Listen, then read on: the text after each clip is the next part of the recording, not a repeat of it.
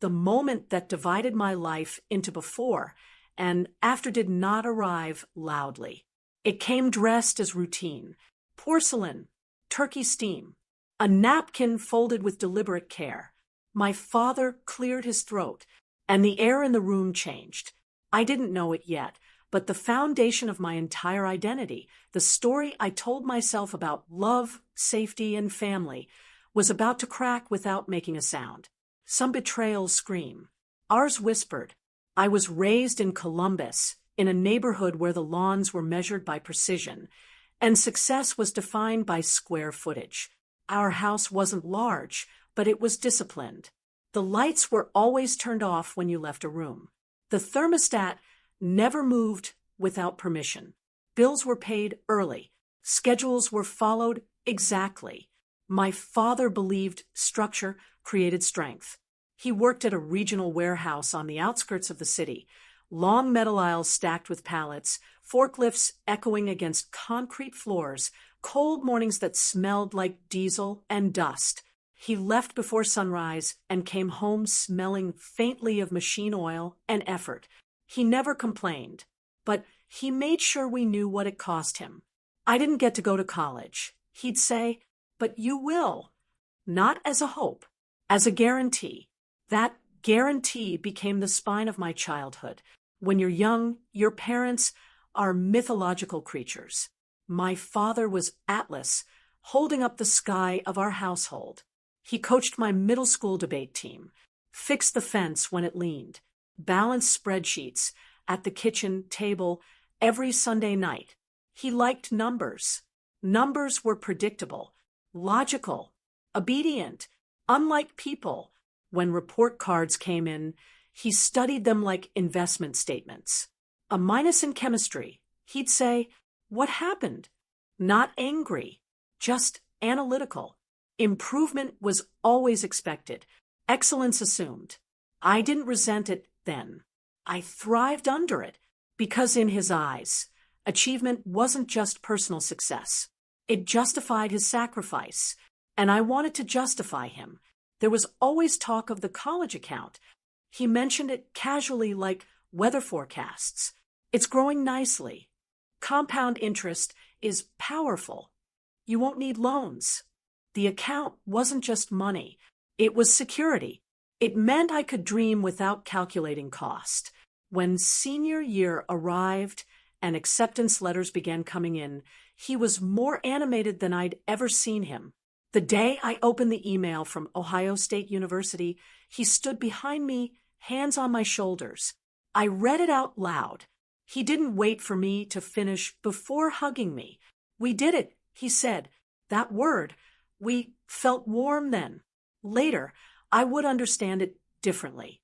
He printed the acceptance letter and placed it in a frame, hung it in the hallway beside family photos. Relatives came over, and he would gesture toward it casually. Hard work pays off.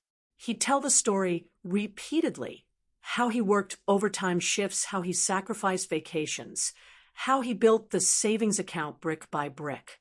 The story always centered around his labor. My achievement was the proof. I didn't mind. At 17, you don't question pride. You absorb it, and I absorbed every word. Campus felt cinematic.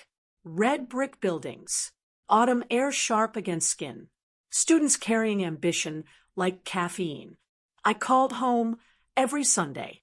Dad asked about grades immediately. "What's your GPA tracking?" Then, "Need anything?" Tuition payments appeared on time. No stress, no hesitation. I felt protected, supported, anchored. But there was something subtle I didn't notice yet. He insisted on logging into the tuition portal himself. I just like to stay on top of things. It felt like involvement, but it was control disguised as care. Second semester, I got my first internship interview. When I told him, he paused. "Is it paid?" "Not much." "Then focus on grades. You don't need distractions." It was the first time I felt friction. Wasn't initiative good? Wasn't independence the goal? But the tension passed quickly. Because he paid. And when someone funds your stability, their opinions carry weight. I didn't realize that dependence shifts power quietly. Sophomore year, the language changed. Dad started talking about equity, expansion, scaling. A former coworker pitched him a startup logistics company, regional contracts, faster turnaround times. You don't build wealth playing safe, he said at dinner. Mom's fork paused midair. How much are you putting in? Enough to matter. He smiled when he said it. There was excitement in his eyes. Ambition. But beneath it, something else. Restlessness. Calls grew shorter. Tuition payments came closer to deadlines. He asked fewer questions about my classes and more about my life choices. You dating anyone serious? You partying? You wasting time? Concern sharpened into suspicion. I felt monitored, evaluated, not just supported. It was subtle, but something was shifting. I came home for Thanksgiving that you're sensing tension in the walls. Mom seemed quieter. Dad was distracted, on his phone more often, checking something, refreshing something. At dinner, the turkey steamed between us. Football murmured in the background. He folded his napkin with precision. I'd been reviewing expenses. My pulse slowed. Not fear yet, just awareness. The business hit a rough quarter. Mom's eyes stayed on her plate. So, I asked. He inhaled slowly. You'll need to start covering your tuition next semester. Silence expanded, like the room had exhaled and forgotten how to breathe again. I can't, I said. You can work. I already work. You can take loans. You said I wouldn't have to. His jaw tightened. Circumstances change. The phrase landed colder than winter. But the boat. That's not the point. What is the point? He didn't answer. Because the truth wasn't about money. It was about control. If he wasn't funding my future, who was he? And if I could survive without him, what did that make him? In the weeks that followed, he began reframing the story. I'm teaching her responsibility. She needs to stand on her own. He told relatives this version. He told himself this version. And gradually, he started believing it. Betrayal isn't always malicious. Sometimes it's self-preservation disguised as wisdom. But it cuts the same. Driving back to campus after Thanksgiving, I understood something devastating. The promise had conditions. It was never unconditional support. It was an agreement tied to his sense of importance. And when his business needed capital, when his ego needed reassurance, when his fear of irrelevance surfaced, the promise became negotiable. The foundation had cracked, but the collapse hadn't happened yet. The email arrived 3 days after Thanksgiving. Subject line, spring tuition statement available. I stared at it for a full minute before opening it. $19,240 due in 28 days. The number didn't feel real. It looked like something printed in a textbook example. I refreshed the page, half expecting it to correct itself. It didn't. For 18 years, money had been background noise. Managed, handled, secured by someone else. Now it was a wall, and I was standing in front of it without tools. The financial aid building smelled faintly like old carpet and stress. Students sat slumped in plastic chairs, clutching folders. When my number was called, the woman behind the desk wore the practiced calm of someone who had delivered bad news thousands of times. Do your parents plan to contribute? No, she typed. You'll need a co-signer for most private loans. They won't co-sign. She looked up just briefly. I'm sorry. That word meant nothing. Sorry didn't erase the deadline. Sorry didn't pay $19,240. I called him that night. You could at least co-sign. I said, silence. I'm not putting my name on debt. It's my debt. Debt reflects on the household. I felt something cold settle in my chest. I thought I was the household. You are. That's why I'm forcing you to grow. Forcing. He made it sound noble, like this was character development, not abandonment. 2 weeks later, I came home unexpectedly. The boat was still in the driveway, polished, covered carefully against snow. I stood there longer than I meant to. Mom came outside. He says selling it would look bad. She said quietly, "Look bad to who?" She didn't answer. Reputation. That was the invisible currency he valued most. I couldn't afford campus housing anymore. My dorm contract ended early. I found a basement apartment near campus, one small window at sidewalk level, where passing shoes were the only sign of life above. The ceiling was low enough that my hand brushed it when I stretched. The heater rattled but barely warmed the room. It smelled faintly of damp concrete. It was all I could afford. That night, lying on a mattress on the floor, I realized something. Security isn't just financial. It's psychological. And mine had been ripped out. I picked up morning shifts at a coffee shop. 5:30 a.m. open. Steam burns on my wrists. Smile for customers. Then classes. Then a night shift at a diner until 1 a.m. 4 hours of sleep became routine. My grade slipped from a 3.8 to a 3.3 within one semester. Not because I was less intelligent, because exhaustion erodes precision. Survival consumes focus. Back home, Dad began telling a news story. She's paying her own way now. I'm proud of her independence. He never mentioned the suddenness, the broken promise, the Thanksgiving timing. He reframed the cut as a life lesson. And the worst part, people admired him for it. It happened during finals week. I was in the campus library. My vision blurred. My heart raced. Breathing felt mechanical and insufficient. I stepped into the bathroom and locked myself in a stall. For 5 minutes, I couldn't calm down. I wasn't scared of failing. I was scared of not surviving.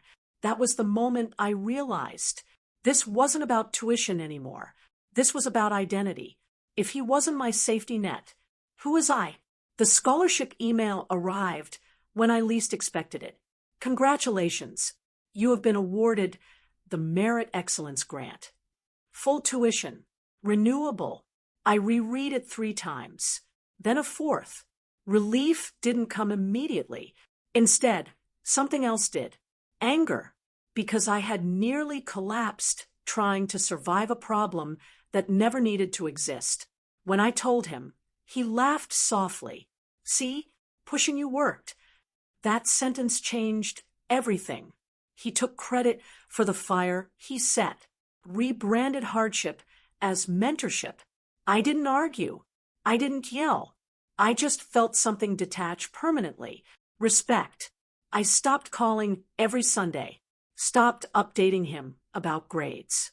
Stopped asking for advice. He noticed. You don't talk much anymore. I'm busy. It wasn't entirely a lie, but it wasn't the whole truth either. The truth was this. Dependence creates intimacy. Independence creates distance. And he didn't realize he had engineered his own irrelevance. One evening, Mom called quietly. He thinks he's preparing you for the real world. By pulling support without warning, she sighed. He's scared. Of what? That once you're successful, you won't need him. There it was. Not money. Fear. Fear that his value existed only in his wallet. And instead of strengthening emotional bonds, something subtle began changing. Not outwardly. Internally. I started planning my future without him in it. Internships, networking events, career paths outside Ohio. Each plan felt like reclaiming territory. The more capable I became, the less authority he held. And that terrified him. Though he'd never admit it, by the end of the semester, exhaustion had reshaped me. I was sharper, less naive, more observant. I noticed how often Dad mentioned respect, how frequently he brought up gratitude, How quickly he corrected me if I sounded independent. He didn't want distance. He wanted loyalty. But loyalty without security feels like coercion. When I came home for summer, the tension was visible. He asked about my scholarship repeatedly. How competitive was it? How many applied? How many got it? It felt less like curiosity, more like assessment, as if he were recalculating my worth without his contribution. One night, I confronted him. You could have talked to me before cutting me off. I didn't know you a board meeting. I was part of the decision. You're my daughter. And I make the calls. There it was again. Control. He wasn't just funding tuition. He was reinforcing hierarchy. Driving back to campus for junior year, I understood something clearly for the first time. He didn't remove support because he couldn't afford it. He removed it because he needed to feel powerful. And power, when threatened, often lashes out quietly. Junior year was different. I wasn't protected. I wasn't dependent. I wasn't naive. I built my own safety net. Scholarships, savings, professional contacts. And slowly, the fear that once paralyzed me began transforming into something else. Resolve. By the time junior year began, I was no longer the girl who expected protection. I was efficient, disciplined, emotionally rationed. My basement apartment in Columbus didn't feel like punishment anymore. It felt like proof. Proof I could endure. Proof I could rebuild. Proof that security doesn't have to be inherited. It can be engineered. I scheduled my days in 15-minute blocks. Work, class, study, networking, sleep. Survival had become structure, and structure felt safer than love. The internship offer came in October, a competitive marketing analytics position in Chicago. Paid, prestigious, career-defining. When I called home to tell them, Mom cried. Dad asked one question. How much does it pay? I told him. There was a pause. That's decent, he said. Don't let it distract from your degree. He didn't say congratulations. He didn't say he was proud, but something flickered beneath his tone. Unease. That winter break, the house felt different. The boat was gone. Not sold. Just gone. I didn't ask immediately, but one night I overheard him on the phone. No, we can't cover payroll this month. We'll bridge it. Short-term liquidity problem. Liquidity. Cash flow. Bridge financing. The startup wasn't thriving. It was bleeding. And for the first time, I realized something startling. He hadn't cut me off because he was stable. He cut me off because he was sinking. And pride refused to admit it. Mom confirmed it quietly. He leveraged more than he said. How much more? She hesitated. He used the college fund. The words felt surreal. All of it. Most. That's when the truth crystallized. There was no temporary hardship. There was no life lesson. There was no teaching independence. There was miscalculation and ego. He hadn't chosen business over me. He'd gambled security and lost, then blamed me for the consequences. I didn't explode. I didn't scream. Instead, something colder took shape. Understanding. He couldn't admit failure, so he reframed it as principle. If he confessed the truth, he'd have to admit. He'd risked my future on a bet. And lost. It was easier to call it parenting. The summer internship in Chicago felt like oxygen. Glass buildings. Fast conversations. People who evaluated me based on skill, not obedience. For the first time, I wasn't someone's daughter. I was talent. I worked late, learned faster than expected. By midsummer, my supervisor pulled me aside. We'd like you back full-time after graduation. The offer wasn't official yet, but it was clear. My future no longer required permission. When I told Dad about the potential job offer, he went quiet. Chicago's expensive. He said, I know. You sure you can handle it? The question sounded neutral, but underneath it was something else. Doubt. Not in my ability, in his relevance. If I left Ohio, if I succeeded without him, if I thrived independently, what role remained for him? Back at school senior year, something fundamental shifted. I stopped fearing instability because I'd already survived it. He, meanwhile, was losing control of his business. The startup defaulted on a major contract. Creditors began calling. The tone of his voice during our conversations changed. Less authoritative, more brittle. It was subtle, but power had shifted. It happened unexpectedly. He called one night. "I need to talk to you about something." His voice sounded strained. "The business is restructuring." I waited. We might need short-term help. The irony hung thick in the silence. "You're asking me for money?" "Just a temporary bridge." Bridge. The same word he'd used before. Except this time, I was the stable one. And he was reaching. In that moment, I faced a crossroads. I could refuse outright, offer conditional support, or mirror his lesson, teach independence, teach responsibility, teach consequence. But I wasn't him, and I refused to become him. "I don't have much liquidity," I said carefully, "but I'll see what I can do." It wasn't revenge. It was clarity. Helping from strength feels different than helping from obligation. Senior year closed quickly. My job offer in Chicago became official. Competitive salary, relocation package, health benefits, everything he once promised to protect me from. Except now, I'd built it myself. At graduation, he shook my hand firmly. "I knew you'd be fine," he said. "No, you hoped I would be. There's a difference." A week after graduation, I learned the full truth. The startup wasn't just struggling. It was collapsing. He personally guaranteed part of the loan. If it defaulted, the bank could pursue him directly. That's when I understood the depth of his fear. He hadn't cut me off from strength. He'd cut me off from desperation. And pride kept him from saying so. Driving to Chicago with my life packed in boxes, I felt something unexpected. Not anger, not triumph, release. He had tried to control the narrative, but time rewrites stories without permission. He thought removing support would keep me tethered. Instead, it forced me to grow beyond his reach.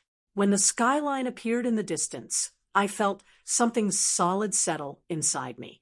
Security not inherited, earned, built, chosen. For the first time in years, my chest felt light. The survival phase was over. Now came something else. Autonomy. The first night in Chicago, I stood by my apartment window and watched the city glow. Not flicker, not hesitate. Glow. The buildings didn't care who funded my tuition. They didn't care who withdrew support. They didn't care who felt threatened by my independence. They only cared whether I showed up ready. For the first time in years, my life wasn't orbiting my father's approval. It was orbiting opportunity. My first 3 months at the firm were relentless. Marketing analytics is precise work, numbers, patterns, consumer behavior forecasts. It required focus, discipline, emotional neutrality. All things survival had already trained into me. During my first performance review, my manager leaned back and said, "You operate like someone who's already failed once and doesn't intend to again." He meant it as a compliment. He had no idea how accurate it was. Dad called less frequently. When he did, the tone had changed. Less directive, more observational. "How's the cost of living? Saving anything? Chicago treating you all right?" He no longer gave advice. He asked for data. It felt like he was auditing me from afar. But underneath the questions was something fragile. Uncertainty officially fails. The call came on a Wednesday night. "It's done," he said. No introduction. No build-up. The company filed for bankruptcy. The word hung heavy. bankruptcy. I waited for anger, for shame, for blame. Instead, I heard exhaustion. They're restructuring assets, he continued. We'll lose most of it, including the college fund, including the leverage he'd used, including the illusion of control. 2 months later, Mom called. They're refinancing the house. Because of the business? Yes.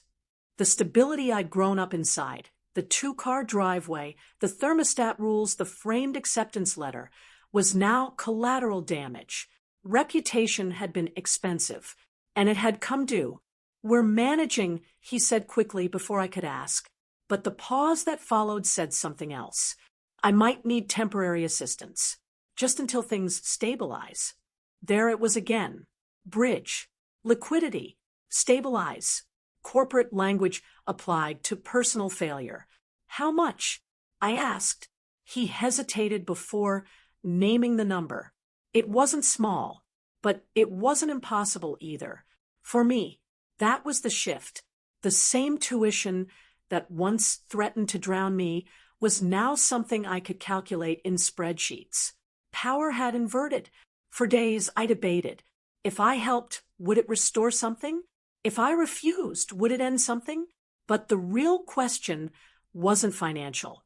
It was emotional. Was I helping out of love or obligation? Was I proving something or freeing myself from something? I didn't want revenge, but I didn't want amnesia either. When I called him back, I spoke calmly. I'll help, I said, but I need honesty. Silence. You used the college fund before telling me, didn't you? His breathing shifted. Yes. Why didn't you say that? I thought I could fix it. And when you couldn't, I couldn't admit I gambled it. There it was. Not cruelty, not indifference. Pride. Pride so rigid it would rather wound than confess weakness. It wasn't about teaching you independence, he said quietly. I know. I was embarrassed. About losing money? About failing. The word cracked slightly. Failing. He'd built his identity around provision, around structure, around being the foundation. And when that foundation cracked, he panicked. Instead of saying, I'm scared, he said, you're on your own. Even after the honesty, something didn't reset. The distance remained. Because trust doesn't regenerate instantly. It rebuilds slowly, if at all. I wired the money, not as a daughter seeking approval, but as an adult making a choice. And that distinction mattered. Back in Chicago, my career accelerated. Promotions, expanded responsibilities, higher salary. Each milestone felt quieter than I expected. Success without parental validation feels different, less celebratory, more internal. I wasn't proving him wrong anymore. I was simply building. 6 months later, he visited Chicago. The skyline reflected in his eyes as we walked downtown. You did this on your own, he said, not defensive, not competitive, just acknowledging. Yes, I replied. He nodded slowly. For the first time, I saw something new in him. Respect, not the hierarchical kind, the equal kind. Over dinner, he spoke differently. I shouldn't have cut you off without warning. It wasn't a dramatic apology. It wasn't poetic, but it was real. I thought if I admitted I'd messed up, you'd see me differently. I did, I said gently. He winced slightly. I know. The distance between us wasn't gone, but it wasn't hostile anymore. It was honest. When he left Chicago, I didn't feel abandoned, and I didn't feel responsible. That was new. For years, our relationship had been built on financial gravity. Now it stood on choice. Choice to speak, choice to help, choice to forgive gradually, not because he deserved it instantly, but because I deserved peace. A month later, I received something unexpected, a handwritten letter. He rarely wrote anything by hand. Inside it said, I confused control with care. I thought providing meant managing. I didn't realize love also means admitting fear. I read it twice, then folded it carefully. The betrayal had not disappeared, but it had transformed. From wound to lesson. Standing at my apartment window again, months later, I understood something fully. The worst part of being cut off wasn't the tuition. It wasn't the basement apartment. It wasn't the panic attacks. It was the realization that my father was human, flawed, proud, terrified of irrelevance. And once I saw him that way, the myth dissolved, but something healthier replaced it. Reality. It had been almost 2 years since I moved to Chicago, when I drove back to Columbus for Thanksgiving. The same holiday, the same table, the same porcelain plates. Only this time, the air felt different. Not thinner, clearer. The house looked smaller than I remembered. The driveway had only one car now. The framed acceptance letter from Ohio State University still hung in the hallway, but slightly crooked. I straightened it instinctively, not out of nostalgia, out of acknowledgement. That letter had survived everything. So had I. Dinner was quieter this year. Less posturing, less certainty. Dad carved the turkey slowly. Mom poured wine. We sat. No football on in the background. No casual small talk to cushion the air. After a few minutes, he cleared his throat, the same sound that once split my life in two. But this time, I didn't brace. I'd been thinking about that night. He said, the words surprised me. I handled it wrong. He didn't look at me immediately. I was scared the business would collapse. I thought if I cut expenses fast, I could stabilize everything. You didn't tell me. I couldn't. Why? He looked up then. Because I was supposed to be the stable one. There it was again. Identity. Provision had been his identity. When it failed, he panicked. And panic, when filtered through pride, becomes cruelty. You didn't just cut money, I said evenly. You cut trust. Silence filled the room. He absorbed it, not defensively, not dismissively. He nodded. I know. And when you called it a lesson, that hurt more. His jaw tightened slightly. I didn't want to admit I'd made a mistake. So you reframed it. Yes. The honesty wasn't dramatic. It was plain. And plain truth carries more weight than emotional speeches. Why didn't you just tell me you were scared? I asked. He leaned back slowly, because fathers aren't supposed to say that. I almost smiled. Who told you that? No one. It's just understood. I thought about all the men I'd worked with in Chicago, leaders who admitted uncertainty, managers who asked for collaboration. Strength wasn't silence. Strength was transparency. But he had been raised in a different blueprint, where vulnerability equaled weakness. I don't need you to be perfect.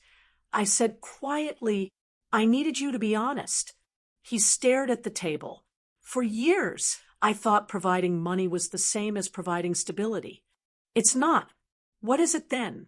Showing up, even when you're embarrassed. He exhaled slowly. That's harder. I know. Forgiveness is often misunderstood. It's not pretending something didn't hurt. It's deciding the hurt won't define you. I don't resent you anymore. I said carefully, but I won't forget. He nodded. That's fair. The word fair hung between us. Our relationship had never been about fairness before. It had been about hierarchy. Now it felt level. After dinner, we stepped outside into the cold November air. The neighborhood was quiet. He looked older, not weaker, just human. You surpass me, he said suddenly. I turned. In what way? In resilience. The admission was quiet, but it was the most honest thing he'd ever said to me. The reckoning wasn't explosive. There was no shouting, no dramatic ultimatums. The reckoning was internal. I no longer needed his approval. and he no longer needed to control me to feel relevant. That was the real transformation. Not wealth, not success, perspective. Before I left, he handed me something. A check. I've been rebuilding. He said, "It's not everything, but it's a start." I looked at it. The number matched 1 semester of tuition. Full circle. "I don't need it," I said gently. "I know." "Then why?" "Because I need to give it." That sentence carried no ego, no leverage, just accountability. I took the check, not because I required the money, but because allowing someone to repair something is also a form of grace. Back in Chicago, I deposited the check, not into my personal account, into a new savings account labeled Future, because cycles don't break automatically. They break intentionally. Months later, my younger cousin called me. Her voice trembled. "They're saying they can't help with tuition." The words felt eerily familiar. This time, I didn't hesitate. "I've got you," I said. No lecture, no life lesson, no power play, just support. Because love doesn't need leverage. Years after the cut, I finally understood something fully. My father didn't betray me because he didn't love me. He betrayed me because he didn't know how to separate love from control. And once I understood that, the story changed. Not erased, changed as a child. I believed fathers were immovable, unshakable, certain. As an adult, I learned they are men navigating fear in silence. Some do it well, some don't. Mine stumbled, but he learned. And so did I. The day my father cut me off, I thought he was taking my future. What he was actually doing was forcing me to build one he couldn't control. And in losing his power over me, he gained something better. A daughter who chose him, not because she needed him, but because she understood him.